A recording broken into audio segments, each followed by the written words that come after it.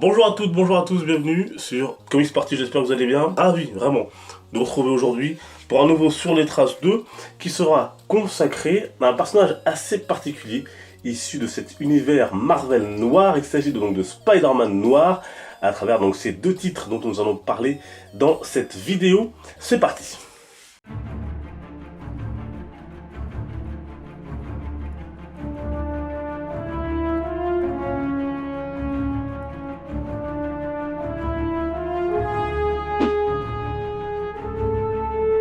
Imaginez l'Amérique du début des années 30.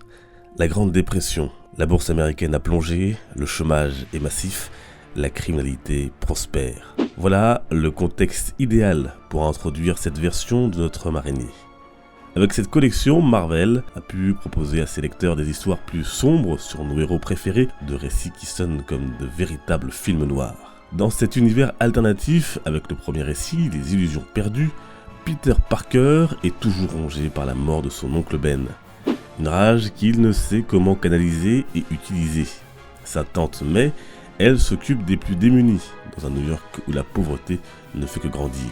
Et c'est sous l'aile du journaliste Ben Urich qu'il va comprendre ce qui se trame dans la ville dominée par un Norman Osborn dans un costume taillé pour lui en chef mafieux, sans oublier ses sbires, dont un vautour sauvage comme vous ne l'avez jamais vu. Peter Parker, bien sûr, deviendra un moment Spider-Man, dans un contexte différent que celui que l'on connaît pour le héros de la Terre principale. On est clairement ici dans une vision désenchantée du super-héros.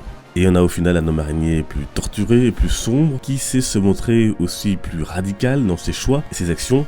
D'ailleurs, contrairement au Peter Parker que l'on connaît, il possède des armes à feu dont il n'hésite pas à se servir contre les criminels. Côté look, il est vêtu d'un costume sombre, il a les mêmes aptitudes physiques que notre Parker, un Spider-Sense notamment, ou encore la faculté de produire des toiles organiques. Et c'est vêtu d'un masque, notamment composé de lunettes d'aviateur, utilisé par son oncle Ben durant la Première Guerre mondiale, de gants noirs et d'un par-dessus que Spider-Man entreprend de nettoyer sa ville. Dans ce titre, on retrouve bien sûr d'autres personnages de l'univers du tisseur, comme la Chatte Noire ou encore J. Jonah Jameson, et d'autres encore. Le second récit, Les Yeux sans visage, se veut encore plus sombre. Spider-Man doit faire face à un nouvel ennemi, le maître du crime, et alors que le monde est sous tension, il semblerait que les nazis implantés à New York ne soient pas étrangers aux troubles qui secouent la ville. Dans ce titre, on retrouve bien sûr encore d'autres personnages de l'univers du tisseur, comme un Docteur Octopus savant fou revisité.